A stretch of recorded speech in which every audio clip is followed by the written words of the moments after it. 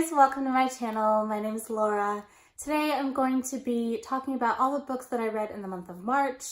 I had a really good reading month. I read 11 books and I gave everything 3 stars or above. So I really enjoyed pretty much everything I read this month. So yeah, it was really good, and let's go ahead and jump into it.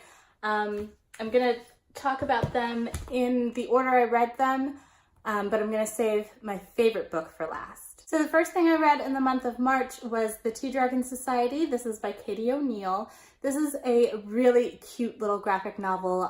This edition actually came in the February Owl Crate, and it is so beautiful. So I really loved the art style, if you can see that. And this is all about Greta. Greta finds a little tea dragon one day and she returns it to its owner, and the owner then offers to teach her to learn about the all but forgotten art of tea dragon caretaking. So it was just so cute and so sweet. It was really short. Look at the tea dragons, they're adorable, and Greta, she gets to make a friend and connect with this little family, and I really enjoyed it. I gave it a 4 out of 5 stars. I highly recommend this if you love graphic novels. The next book I read in the month of March was Black Enough, Stories of Being Young and Black in America, edited by Ibi Zoboi.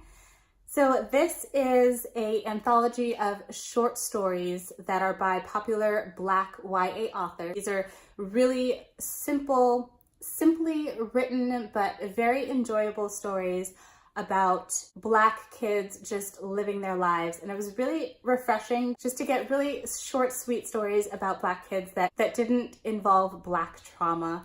So I really enjoyed that about this book. I ended up giving it a 4 out of 5 stars, and I discovered some authors that I'm really excited to read more from. So the next book I picked up in March was King of Scars by Leigh Bardugo, and this is the first book in the new Nikolai duology that follows Nikolai. This takes place after the Grisha trilogy and the Six of Crows duology, so you do have to read those books before you get to this one, but it was so good.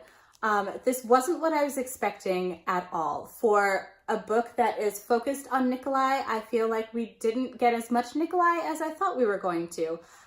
We also have the perspectives of Zoya, who was from the original Grisha trilogy, and then we get the perspective of Nina from the Six of Crows duology. And I really enjoyed getting to spend time with Nina again. She was one of my favorite characters from Six of Crows, and I can't really go into too much about what her storyline was about because I feel like it's a spoiler, especially if you haven't read Crooked Kingdom, but I really enjoyed her perspective as well as Zoya's. So Zoya was someone who was not a very likable character, I don't think, from the Grisha trilogy. At least I really didn't like her, but I absolutely love Zoya after reading this book. She is a badass and she is amazing, and I love her, and we got to see more of her backstory, I guess, more character development, and I really enjoyed that. I also feel like we got more history on the Grisha, and we got more history on the world of the Grisha and of Ravka, and I really enjoyed that. I gave King of Scars a 5 out of 5 stars. I highly recommend it. Like I said, it wasn't what I was expecting, but it was so worth it to me. And then next I picked up another graphic novel. I picked up Descender Volume 1. This is actually Volume 2, but I read Volume 1 in March, and this surprised me with how much I actually enjoyed it. So the Descender graphic novels follow this galaxy that has, I believe it's like 8 or 9 planets, and these huge planet-sized robots called Harvesters attack the galaxy, killing millions of people and all but destroying the planets. And we pick up the story 10 years later, and robots are now outlawed throughout the galaxy.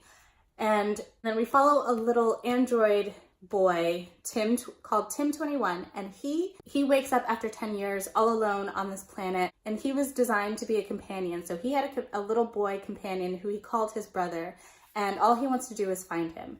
But when he wakes up, it's discovered that his robotic DNA is very similar to the Harvesters that attacked, and he may hold the key to defeating them should they come back. So he is now the most wanted robot in all of the galaxy. He has lots of different people coming after him, and he just wants to find his brother. He is so cute, and this story was very intriguing and very interesting. The only thing I didn't like too much was the art style. It's not really my style for a graphic novel, but I think it fit the story really well.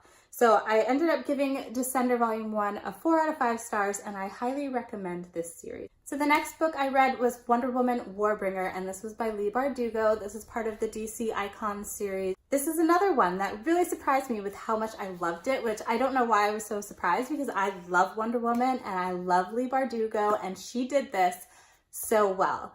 So we're following Diana as a teenager. I believe she's 17 in this book. She is in the middle of running a race on the Mascara, and she sees a shipwreck. And she also notices a girl drowning and decides to save her, though she's not supposed to interfere in mortal lives, but she can't just let the girl die. So she saves this girl who's named Alia, and she discovers that Alia is a warbringer that has the power to create war and conflict and bring death and destruction to the world. So her and Alia go on this adventure to try to cleanse Alia of her warbringer genes. A lot of things happen along the way. I really loved this. So there were a lot of funny moments as Diana is leaving her island for the first time and going into the modern world and just trying to learn how to interact with people in the modern world, and the situations and stuff that she gets into was just really fun to read. I also enjoyed the diversity in this. Alia is half black, which presented the opportunity for her to explain to Diana how being a girl and being black, how people treat her differently because of those two things, and Diana trying to see that through her eyes, I thought was very well done. And I really enjoyed all the fight scenes. I feel like they were written so well, and I could just picture everything in my mind. I really enjoy fight scenes in books and battle scenes. That's one of my favorite things. So I really enjoyed that, and I really enjoyed Diana pushing her limits, and she doesn't really know who or what she is yet. So she's learning more about her power and about what she can do, and pushing those limits. And I really enjoyed seeing that. I gave Wonder Woman a 5 out of 5 stars. I highly recommend. I'm excited to read more in the DC Icons series now. So the next book I picked up was Sadie by Courtney Summers. Sadie follows the story of Sadie and her sister Maddie. So their mother left them earlier on, and she's pretty much been raising Maddie on her own. When we enter the story, Sadie is 19 and her sister is 13, but her sister Maddie is one day found dead, and Sadie believes she knows who the killer is. So she sets off to find the killer to get revenge for her sister Maddie. And then we also follow Wes McCrae, who is the creator of a podcast called The Girls, and he is following Sadie's journey, who is now missing, and he's trying to figure out where she is and what has happened to her. So it flips back and forth between those two perspectives. And I actually really enjoyed Sadie. There are trigger warnings for sexual abuse, violence, and pedophilia. This has been very popular on BookTube, and for good reason. It is a very well-written, well-developed story. Sadie as a character is very well-developed, and you really feel for her and for all that she goes through on her journey. And all the characters in this were really well-developed, in my opinion. This brought out so many emotions for me, and at times it was very difficult to read. I cried. It was an emotional experience, but it was so worth it. I highly recommend Sadie. The only thing that I didn't like about Sadie was the ending. It was left very open-ended, and I really don't like that in novels. But it was still overall very good.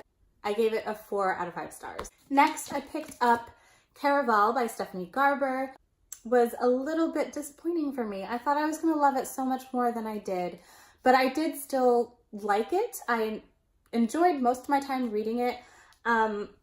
So in Caraval, we're following Scarlet. Scarlet has always dreamed of going to Caraval, and Caraval is this like very elaborate magical game that takes place once a year. And she's been wanting to participate in Caraval for as long as she can remember.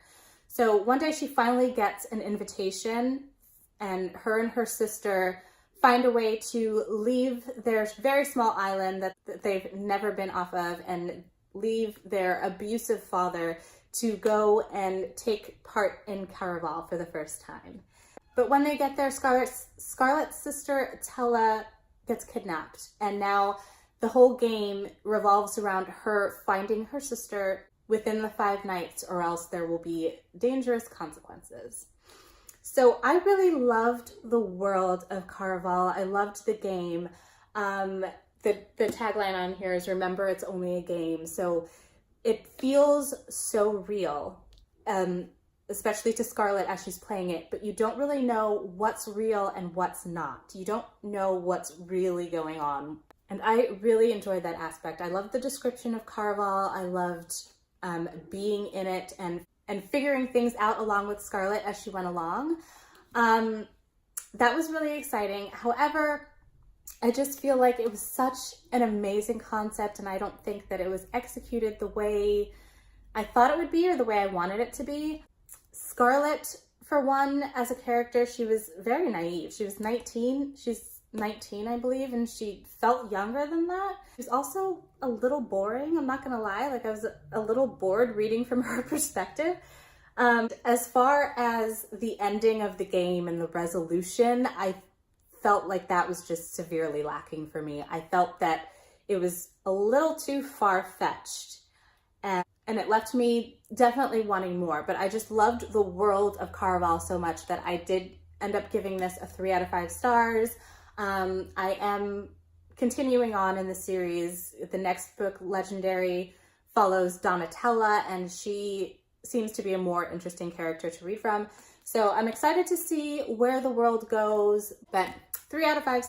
So the next book I read was The Death of Mrs. Westaway. This is by Ruth Ware. This is an adult thriller, and it follows Hal. She is a fortune teller, tarot card reader, and she has a little booth on a pier, and she's not making a lot of money. She's actually in a lot of debt. She can barely pay her rent, bills are piling up, and to put on top of all of that, she took out a loan with this sketchy loan shark, and now they are threatening basically her life.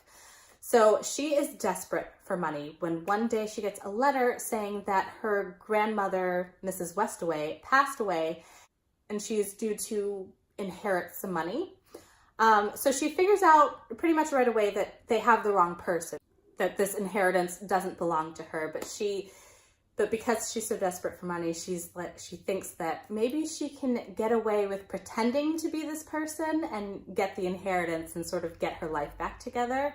So she heads off to the funeral, and she meets the family, and she quickly learns that something very wrong is going on. That's pretty much all I can say.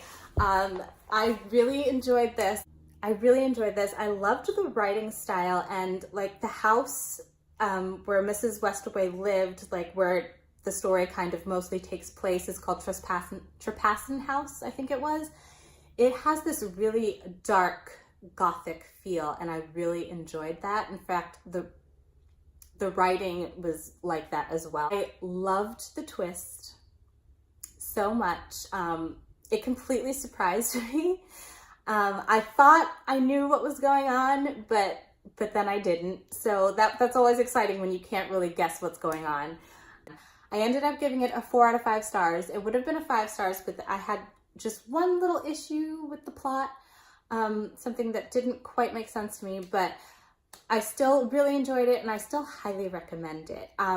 This was my first Ruth Ware book, so if you've read any other Ruth Ware books, tell me where to go from here, because I really enjoyed her writing. And then next I read Cress by Marissa Meyer. So this is the third book in her like sci-fi fairy tale retelling series. This series is very popular. I probably don't need to tell you what it's about, but Cinder, the first book, is like a Cinderella retelling, and the second book, Scarlet, is like a Red Riding Hood retelling, and then Cress is a Rapunzel retelling. I really love this series. They are so fun and so fast-paced and just really easy to get through and easy to read. I think I enjoyed Cress the most so far out of all of them I've read. I really love Marissa Meyer's writing. Like I said, it's just so much fun. I gave it a 5 stars. I've given Cinder and Scarlet 5 stars as well. I enjoy them immensely. Read the Lunar Chronicles if you have not yet. They're really fun. Okay, second to last for the month, I have Daughter of the Burning City by Amanda Foody. So this follows Serena, who is an illusionist, and she can create these illusions that look and sound and feel real, and they have their own personalities, but they're still just her illusions. She lives in Gomorrah, which is this traveling city circus, and she runs the freak show with her illusions. One day, her illusions start being killed, which shouldn't be possible because they're just illusions. So she meets this boy, Luca, and together try to figure out why this is how this is even happening, and also who is killing off her illusions. So I really enjoyed this. I read Ace of Shades by Amanda Foody, and I feel like Amanda Foody has this atmosphere that she creates in both of those books where it's just so deliciously dark and gritty, and it's so exciting to read. Just the atmosphere is amazing. Loved the atmosphere of Gomorrah, this circus that is this huge city. There's over 2,000 people living in this city, and they constantly travel around performing.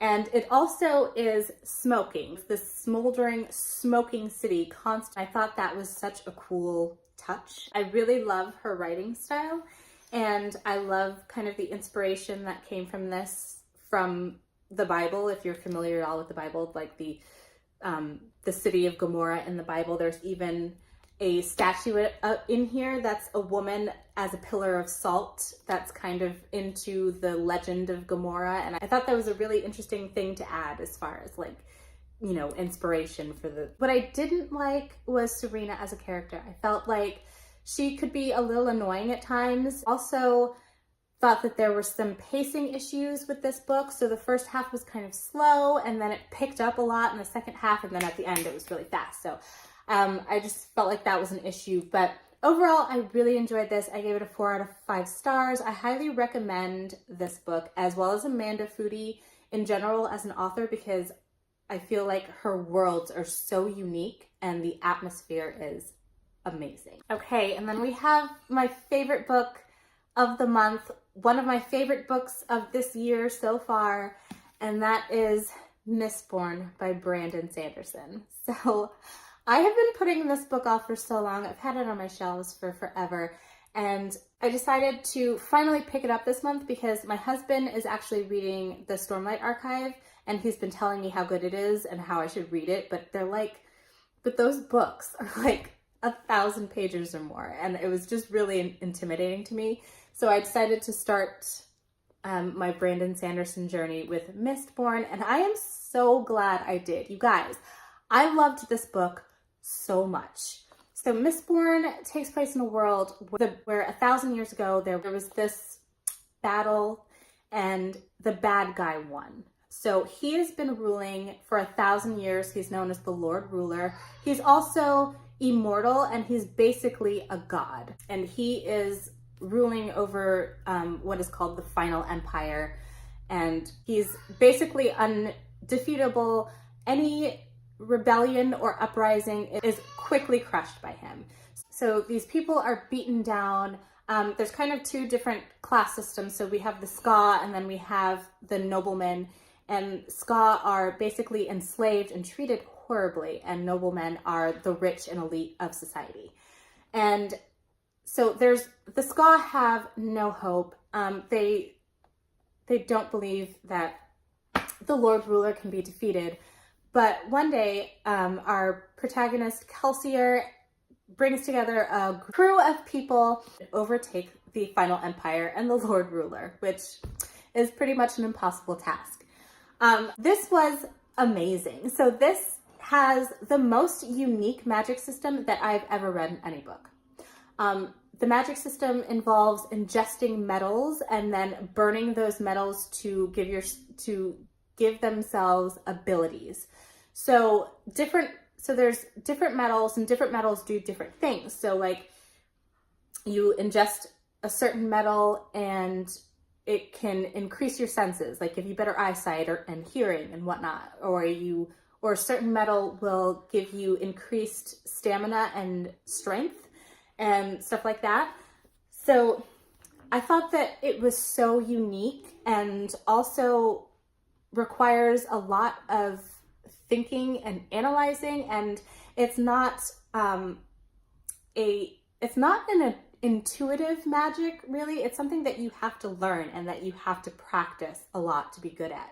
So there are Mistborn and there are Mistings. So Mistings are people that can ingest and use one type of metal only, and Mistborn can use all the different types of metals. And this kind of magic is called allomancy. It was so much fun to read about, and it's so complex and so intricate, but it's so easy to understand. Brandon Sanderson does an amazing job of explaining the magic system and the world. Also, the characters in here are amazing. So especially Kelsier, he's this like witty, hopeful, happy type character, and the people in his crew are just so amazing. And Vin is another main character, and she's incredibly well developed, and just the whole dynamic of the crew and everyone in it is so much fun. There's a scene in here where I laughed so hard. I laughed out loud so hard, and that doesn't happen a lot for me. And it was so much fun reading about them and them playing on their banter and their playing off each other. It was just so great. I loved the world and the atmosphere. So in this world, we don't really know for sure what happened 1,000 years ago and what the world was like then, but now the sun is red and ash is constantly falling from the sky, and every night this creepy, mysterious mist comes out and completely overtakes the land. And that was so interesting to me. It was almost, the atmosphere was almost like its own character. There's also like... Look, I have. You have a Cheeto? Yeah. Yeah. Because you have to eat it. No, not right now, okay? Let me finish. Also, like a twist in here that happened that completely shocked me. I was like reading for pages with my jaw hanging open because I was like, what just happened? I absolutely loved this book. If you can't tell, I gave it a 5 out of 5 stars. Read Mistborn. I know this is very popular and a lot of people have read it, but if you haven't read it yet, don't let the size intimidate you. It's very easy to get into, very easy to read, and I absolutely loved it. It's one of my favorites now of the year. I cannot wait to continue with this series and with more of Brandon Sanderson's works. So yeah, that is my March wrap up. Like I said, my reading month was amazing. Let me know if you've read any of the books that I've read this month and how you enjoyed them, or just anything that you've picked up this month and really enjoyed. If you liked this video, please give it a thumbs up. Subscribe to my channel if you want to see more from me, and I will see you in my next video. Bye!